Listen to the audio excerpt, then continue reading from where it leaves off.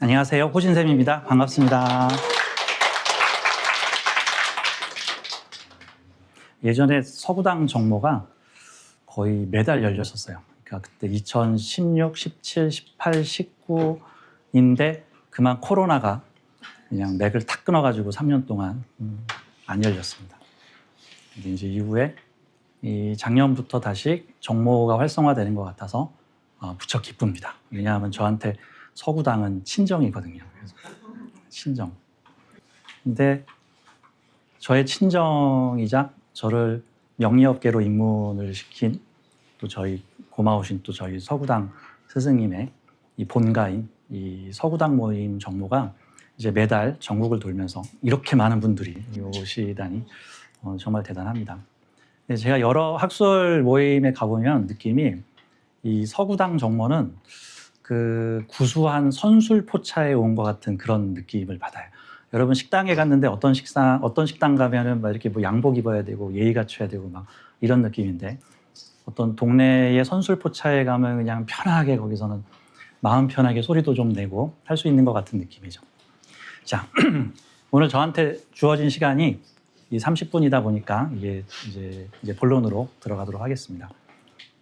오늘 부산 정모를 준비를 해주신 우리 부산 지역장님께서 세상에 이 빔 프로젝터에다가 스크린에다가 장비를 다 준비를 해주셨더라고요. 그래서 아유 맨입으로 떼고 가면 벌 받겠다 해가지고 이 불이 나게 이 구색을 갖춰서 좀 자료를 급하게 만들어 봤습니다.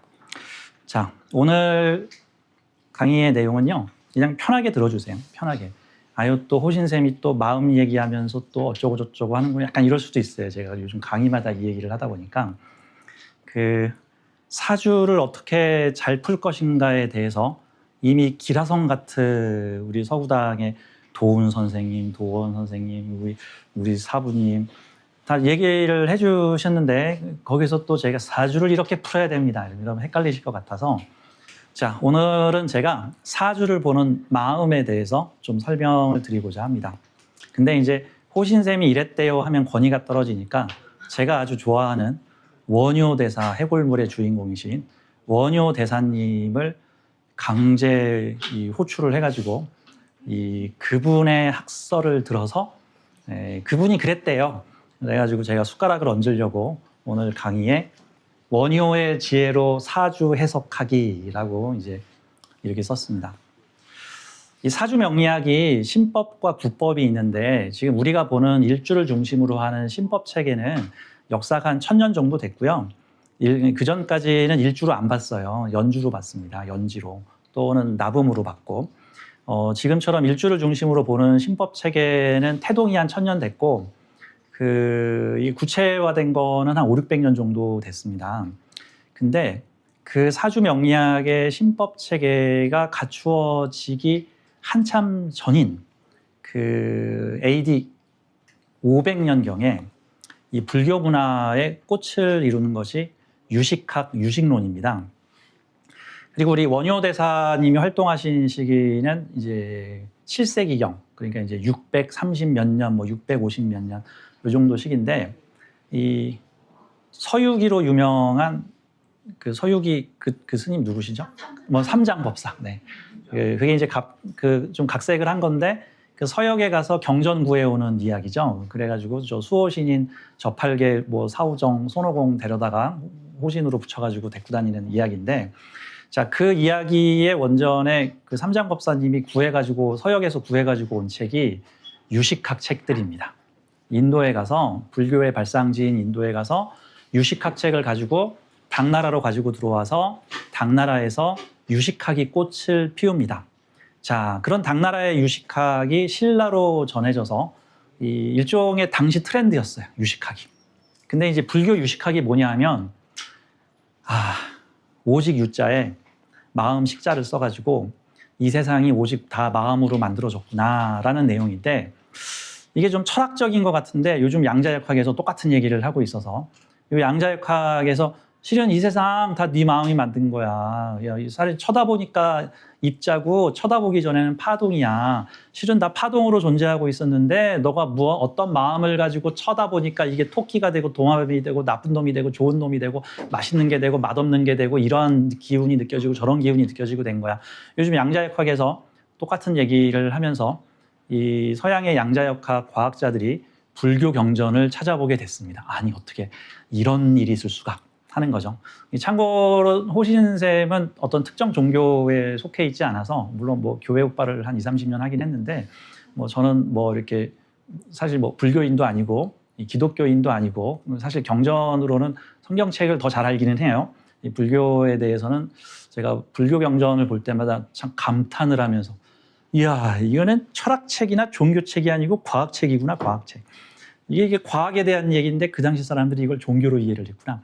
뭐 아무튼 이런 얘기인데 자 그래서 저는 이제 불교에 대해서 상당히 호감을 가지고 있고 불교 경전과 이 사주 명리학 사실 이게 그게 좀 있죠. 그 사주 명리학은 종교색을 띠고 있진 않아요. 그래서 기독교하고도 잘 어울리고 뭐 기독교에 계신 분들은 안 좋아하실지 몰라도 그 불교하고도 잘 어울리고 특히 불교 친화력이 상당히 높아서 이 많은 스님들 중에는 이 사주 명리학을 술수학으로 이렇게 같이 겸용하신 분들도 상당히 많으십니다. 저희 서구당 사부님도 스님이시죠. 사주 명리학의 대가십니다. 예, 양쪽을 크로스하신 이 철학과 종교를 이 크로스하신 케이스죠. 그래서 어떤 측면에서 이 불교 철학과 사주 명리학은 상당히 친화력이 높단 말입니다. 그렇다 보니 술수학적인 측면에서 즉 실생활에서 사용하고자 하는 측면에서는 명리학적 이론 체계를 사용을 하고 근데 그보다 더 근원이 되는 철학적 사유 체계는 불교 쪽에 대해서 우리가 좀 더 연구를 해본다면 관심을 가지면 이게 큰 도움이 되겠구나 하는 그런 생각이 들어요. 사주 명리학은 아주 뛰어난 접점 실용 학문이라고 볼 수가 있죠. 근데 그 기본적인 철학 체계 세상을 어떻게 볼 것이고 운명을 어떻게 볼 것인가에 대해서 우리가 좀 더 근원적으로 파고 들어가면 우리가 다양한 어떤 사주를 볼 때 나에게 주어지는 상황을 볼 때 또는 내가 직접 내담자를 만나서 상담을 할 때 또는 내 사주를 보고 내 자식 사주를 보고 남편 사주를 보고 왼수 같은 놈 사주를 볼 때 이걸 어떤 식으로 접근을 할 것인가에 대해서 좀 더 깊이가 있어질 것 같아요. 자, 서론이 길었습니다. 자, 이렇게 얘기를 할게요. 오늘 제목은 운명은 내 마음이 만들고 마음이 바뀌면 운명도 바뀐다. 불교의 유식론, 이 세상은 다 마음이 만든 것이다 라는 아주 불교의 중요한 철학 중에 하나입니다. 사실 불교 철학이 되게 방대하고 되게 줄기도 커요. 그 유식론에 앞서서 뭐가 있냐면은 연기론이 있습니다. 연기론이라는 거는 이 세상이 모두 다 관계를 통해서 정밀한 톱니바퀴처럼 이렇게 껴맞춰져 이루어진다라는 철학이 있고 자 그것이 다음 단계로 넘어가서 유식학으로 그렇게 해서 만들어진 현상 체계를 내가 어떤 마음으로 바라보느냐에 따라서 그게 좋은 일이기도 하고 나쁜 일이기도 한 거다. 즉 세상엔 절대적으로 좋은 일과 나쁜 일, 사주로 보자면 좋은 운과 나쁜 운, 좋은 사주와 나쁜 사주, 좋은 글자와 나쁜 글자, 좋은 작용과 나쁜 작용이 없는데 그것을 우리의 마음이 판단 분별하여 좋은 작용, 나쁜 작용, 좋은 글자, 나쁜 글자, 좋은 사주, 나쁜 사주, 좋은 운, 나쁜 놈, 좋은 놈 이렇게 우리가 분류를 한다는 것이죠. 그러니까 우리가 이 부분을 조금 더 한번 생각을 해볼까 해봐요. 자, 제가 되게 좋아하는 그 원효 대사님이십니다. 뭐 교과서에 나오시죠? 이분이 의상대사랑 같이 당나라에 유식학 배우러 저기 유학을 가시다가 중간에 해골물을 마시고 깨달음을 얻으셔가지고 똑같은 해골물인데 어젯밤에는 왜 시원하고 오늘 아침에 소름 끼치고 오바이슬 하지? 이게 내 마음이 달라졌을 뿐 현상은 똑같은데 이제 그걸 보고 아 깨달았다 굳이 당나라까지 갈 필요 없겠다 해가지고 생활 포교를 하신 분입니다. 특히 이 원효 대사는 그 인간의 생사고락에 다양한 삶을 하세요. 그래서 이분에 대한 얘기들이 되게 많은데 이게 귀족 집안에서 태어나셨거든요. 그래서 이제 화랑관창 같은 화랑관창이었다 이제 이런 얘기도 있고 그게 요즘으로 치면 화랑관창이 육군사관학교 최고 엘리트잖아요. 육군사관학교 엘리트인데 백제하고 그 당시 신라가 티격태격하고 있었는데 우리가 이기면 우리 진영에서 축제를 하고 우리가 지면 또 저쪽 진영이 축제를 하고 우리 진영은 장례식을 지내고. 아니 왜 똑같은 상황인데 우리는 나쁜 일이 쟤네한테는 좋은 일이고 쟤네한테는 나쁜 일이 우리한테는 좋은 일일까? 그러면 절대적이고 좋은 일, 절대적인 나쁜 일이란 건 무엇일까를 고민하시기 시작하면서 불교 쪽 철학을 공부를 하시게 되시고, 그러면서 불교의 깨달음, 원래 천재셨죠? 그래가지고 큰 깨달음을 얻으셔서 수많은 책을 저술하시고 집필을 하셨는데, 그걸로 나 책 100권 쓴 저자야 이러고 에헴 하신 게 아니라, 이분이 또 호련히 사라지더니 그 부목이라 그래가지고 절에서 이렇게 밥 해주고 장작 패는 사람으로 신분 세탁을 하고 천한 일을 경험을 하세요, 그곳에서. 그래서 천한 일도 경험을 했다가, 이분은 되게 화려하죠. 스님이신데 또 요속공주랑 또 결혼해가지고 또 애까지 나요. 그 당시로서는 어떤 자기 절제를 해야 되고 무슨 애를 낳았으니 뭐 해야 되는데, 요속공주하고 그것도 귀족 여자하고 그 애를 낳았으면 잘 키워야지. 또 그래도 애라 모르겠다 또 가요 또 이렇게.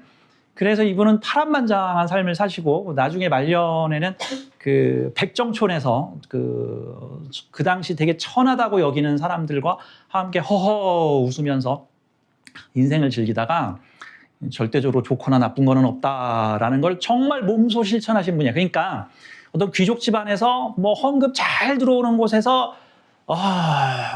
이번 올해는 세금이 30억 거 뭐 이러면서 사시는 게 아니라 정말로 다양한 사람들의 삶을 모두 경험 실천하신 존경스러우신 분이시죠. 자, 이분에 대한 얘기는 뭐 다 아시니까 얼른 넘어갈게요. 이 불교의 유식학은 제가 방금 설명드렸는데, 한 줄 정의하자면 모든 현상은 오직 마음의 인식작용으로 만들어진다. 양자역학으로 보자면 사실 모든 세상은 불확실성의 확률로만 존재하는 파동, 즉 재료적 존재로서 파동으로만 존재를 하고 있는데, 너가 그거를 관측하는 순간, 쳐다보는 순간 그것은 어떠한 형태와 물질을 띠게 된다. 이거를 1500년 전에 벌써 이렇게 얘기를 했습니다. 만법유식, 모든 현상은 오직 마음의 인식작용으로 만들어진다. 그 아인슈타인 형님께서 살짝 그거를 까느라고 이런 얘기를 했죠. 야, 웃기지 마라. 그러면 달을 쳐다보면 있는 거고 달을 안 쳐다보면 없는 거냐? 그랬죠. 또 한 분은 또 재밌는 실험을 했죠. 야, 그러면 요 고양이를 갖다가 독가스를 집어넣으면 죽는 거고 독가스를 안 집어넣은 거면 사는 거냐? 해가지고 아주 유명한 그 무슨 고양이죠, 그게? 맞아요. 슈레딩거의 고양이. 아인슈타인의 달 쳐다보면 있고 달 쳐다보면 없고. 근데 결론은 달 쳐다보면 있는 거고요. 달 안 쳐다보면 없는 거예요. 이 말이 지금 맞는 거예요. 현재 양자역학적으로는요. 그렇죠? 자, 세상은 객관적 실체가 아니라 내 마음이 구성해낸 결과물이다. 이게 이 세상을 이루는 근원의 내용이라고 한다면, 그럼 우리의 운명은 객관적으로 좋은 운명, 나쁜 운명이 있는 건가요? 아니죠.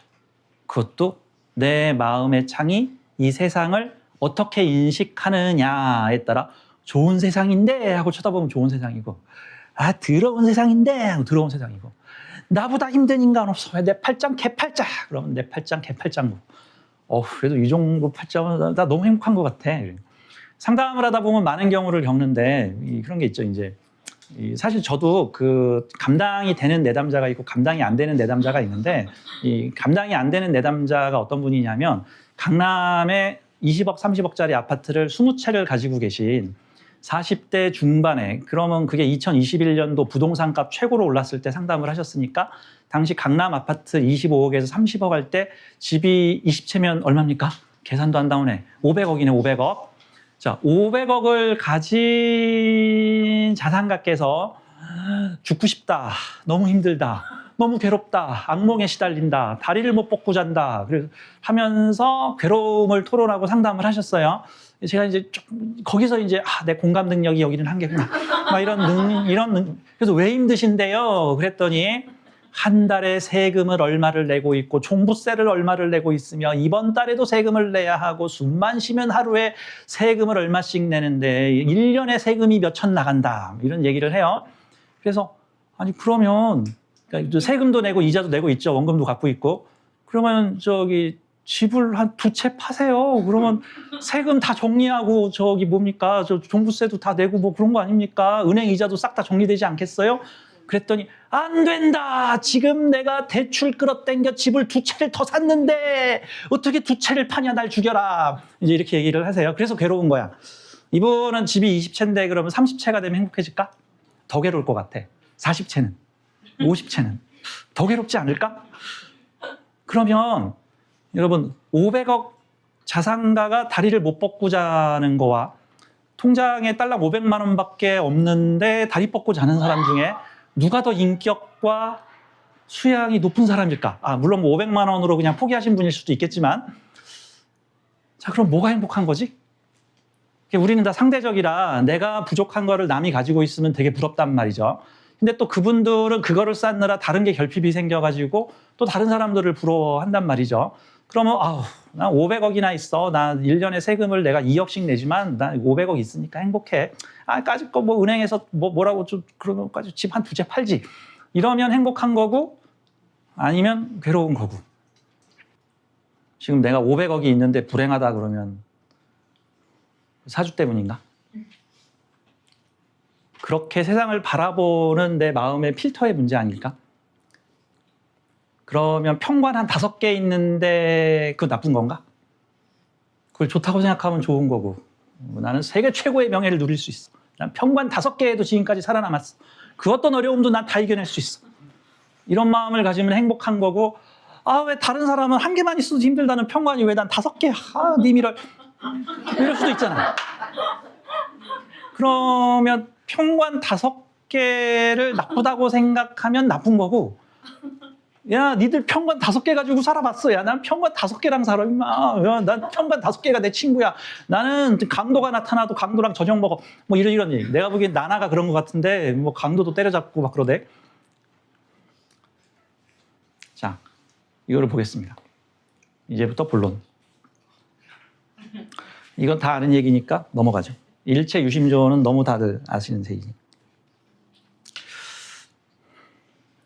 이 신라시대에 유식하게 대가셨던 원효 선생님께서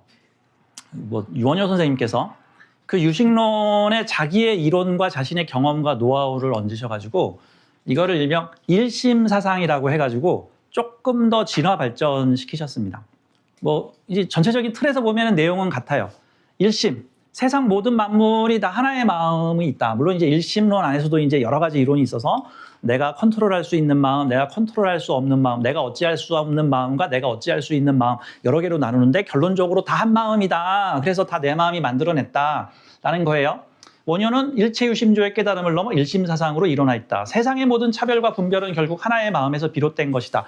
그러니까 좋거나 나쁜 거는 실제로 좋거나 나쁜 게 아니라 객관적으로 좋거나 나쁜 게 아니라 내가 그거를 좋다고 규정하면 좋은 거고 내가 나쁘다고 규정하면 나쁜 거지 그게 좋은 게 아니다. 지나가는 길고양이를 보고 어머 끔찍해 저런 거 안 잡아가고 뭐 하는 거야 그러면 그 길고양이는 재수 없고 나쁜 거고 뭐 특히 검은 고양이면 더 재수가 없고 나쁜 거고 근데 어떤 사람의 눈에는 어머 길고양이 너무 이쁘다. 야 내가 추루 줄게. 얼른 나한테 와. 어머 길고양이가 나한테 와서 꼬리를 쳤어. 어머 오늘 행복해. 그러면 그 고양이는 행운의 고양이고 그 고양이가 재수 없는 검은 고양이라고 생각하면 검은 고양이 재수 없어.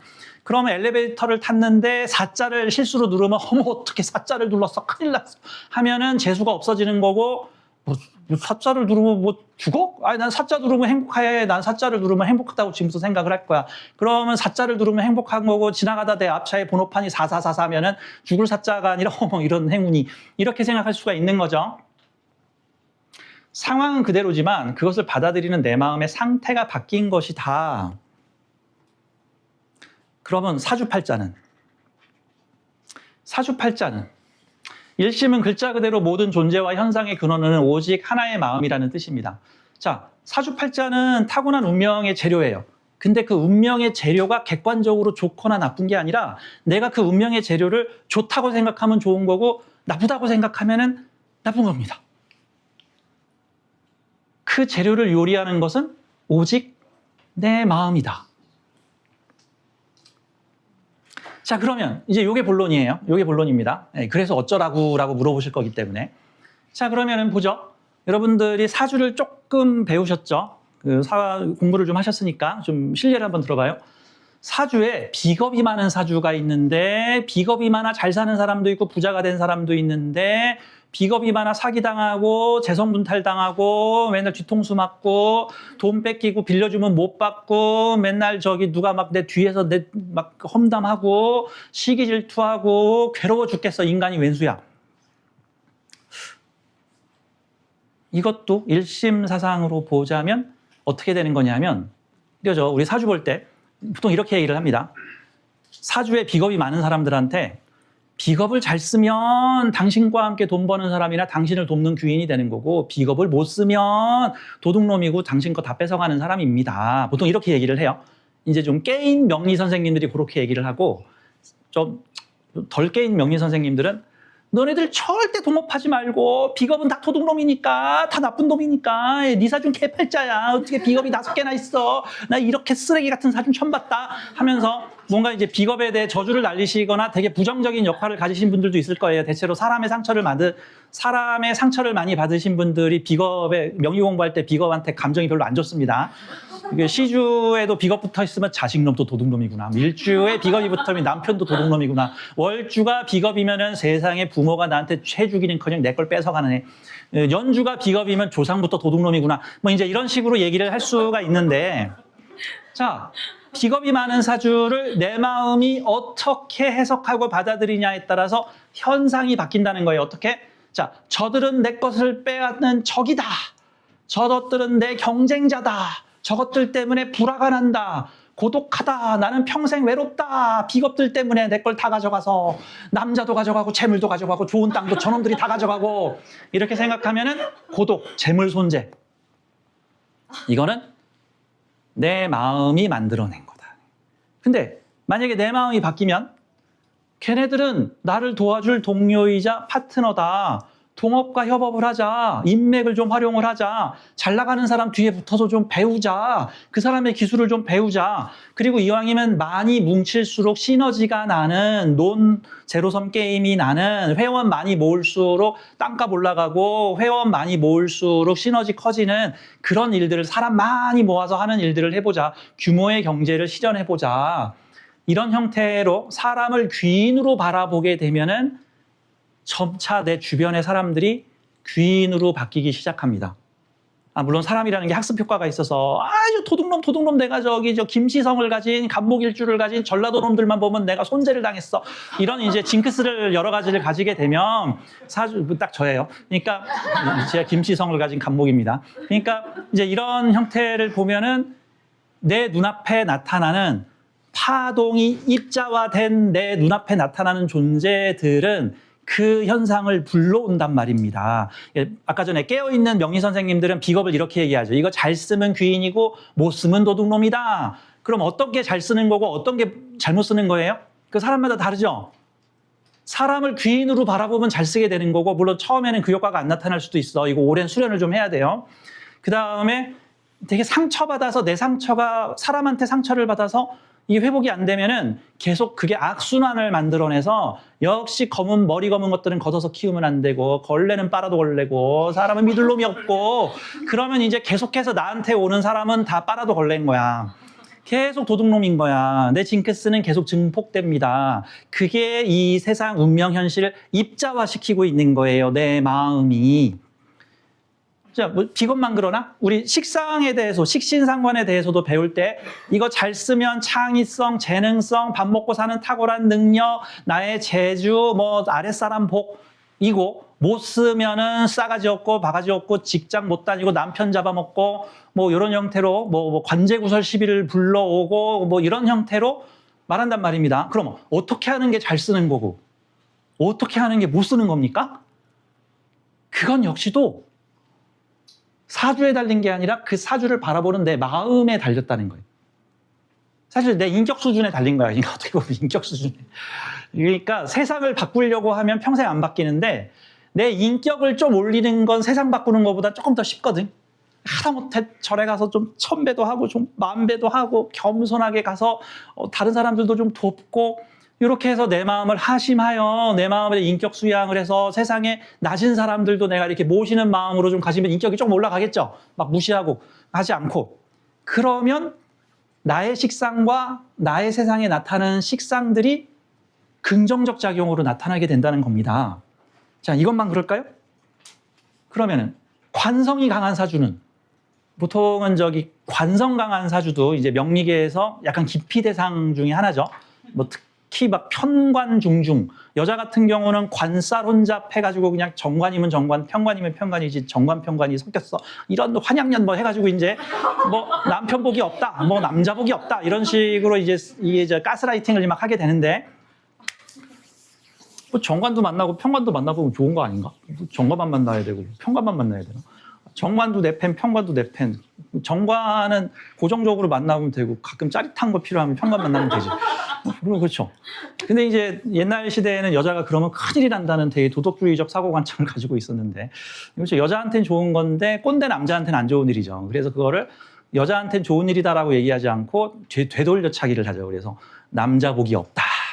한 사람하고 잘 살아야 되는데 여러분 생각해 보세요. 요즘 젊은 사람들 모아놓고 너 평생 한 사람하고만 살아볼래? 아니면 세상 잘난 남자 한번 만나보고 지겨워질 때쯤 한 사람하고 한번 살아볼래? 뭐 이렇게 물어보면 여러분들은 일단 세상 멋진 남자 다 한번 만나보고 이제 지겨워질 때쯤 경제력 있는 남자 만나가지고 사는 게 좋을 수도 있잖아. 또 아무튼 이건 좀 논란이 좀 있을 수 있으니까 자 이렇게 봐요.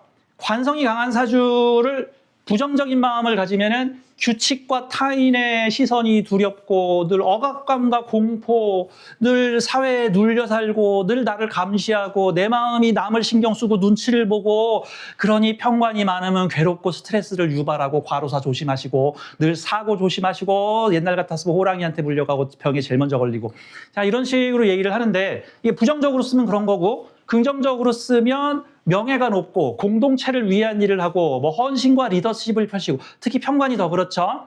그 좀비 사태가 일어나면 정관은 가족을 구하러 가고요. 편관은 좀비를 막으러 가요. 내가 좀비를 막을게. 빨리 가족들을 구해. 그 타이타닉호가 침몰을 하면 정관은 빨리 구명선, 내 구명선 이게 정관이고 편관은 빨리 사람들을 구명선에 태워. 우리는 마지막까지 사람들이 이 마음의 안식을 취할 수 있도록 우리는 마지막까지 올겐을 연주를 할 거야. 그 타이타닉호 영화에 보면 그런 내용 나와요. 그 막 사람들이 공포와 패닉에 빠졌을 때 마지막까지 거기 있는 악단이 진정하세요. 우리는 다 살 수 있습니다. 올겐 연주하다 다 죽습니다. 아무튼 자 이것도 내 마음이 편관을 어떤 마음으로 바라보느냐에 따라서 이 관성이 긍정작용으로 나타날 수도 있고 부정작용으로 나타날 수 있다라는 거죠. 그럼 인성은 어떨까?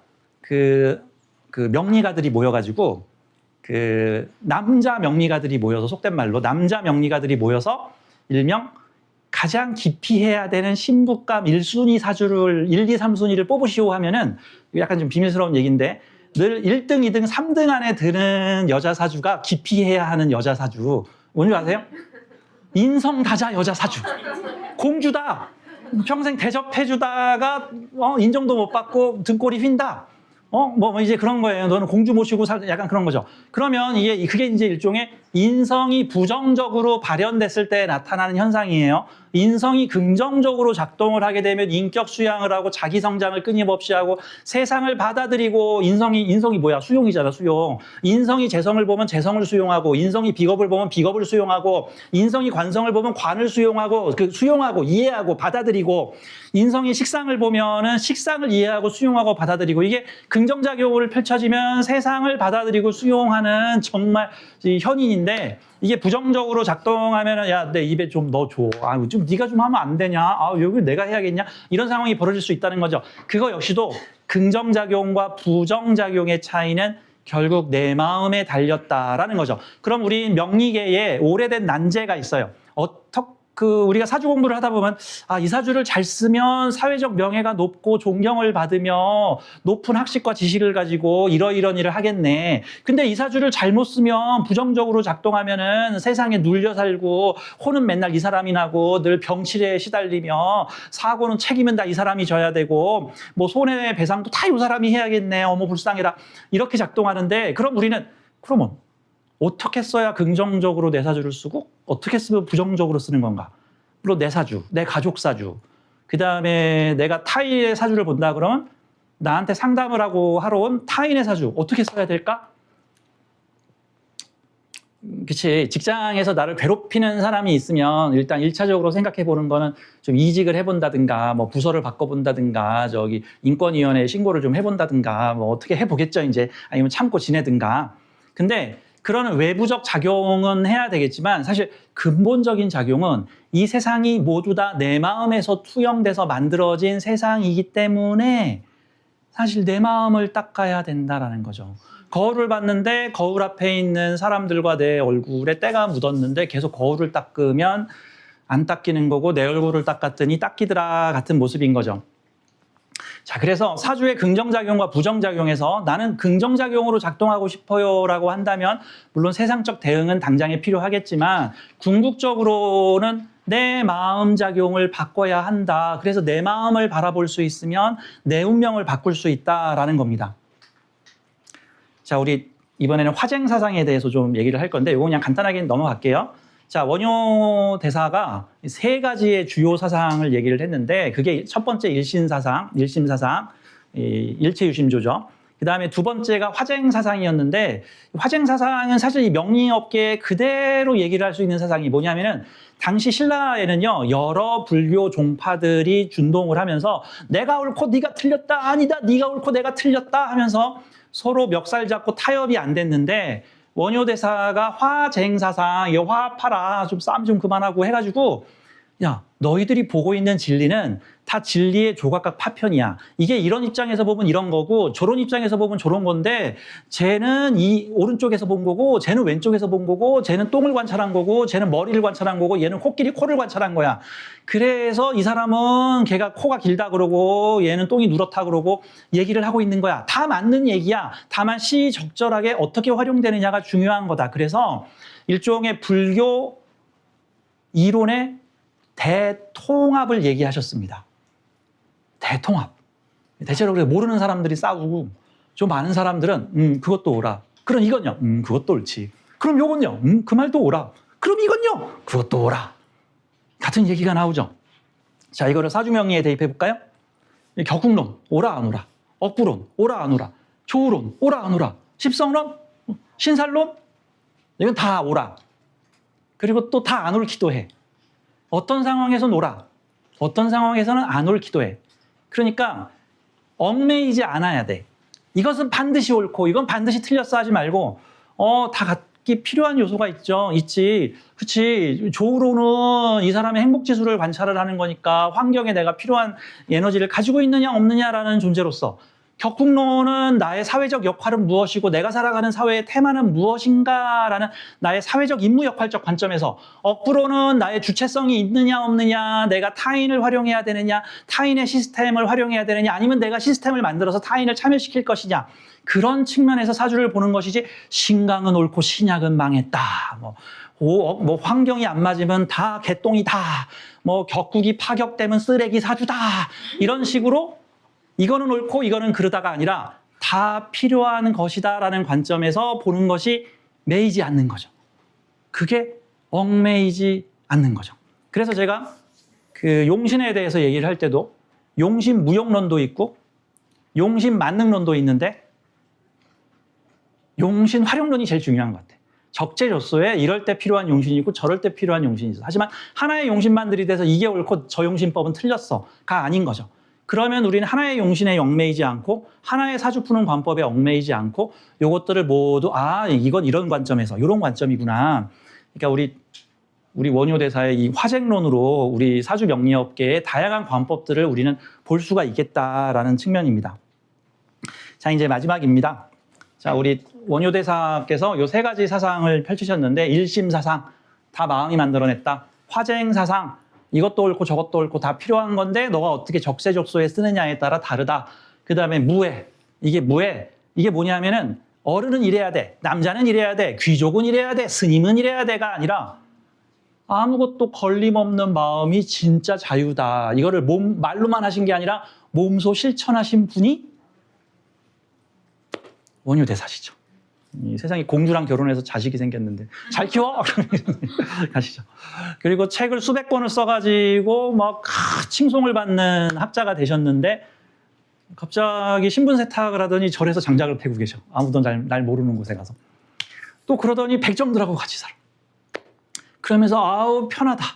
그죠? 이 정도 내가 학식을 쌓았으면 강남에 집이 20채는 있어야지. 왜 나는 19채밖에 없을까? 이게 아니라 아이고 주머니에 500만 원 있으면 그걸로 행복하고 주머니에 500억 있으면 그것도 행복하고 500억 있어도 돼. 근데 500억을 가지고 있는데 괴로워하면 그게 문제인 거야. 그리고 500억을 가진 게 잘못된 거고 500만 원만 가지고 있어야 된다. 그것도 메인인 거야. 그렇죠? 그러니까 반드시 무소유해야지 좋은 거다가 아니면 뭐 무소유도 좋은 거고 유소유도 좋은 거고.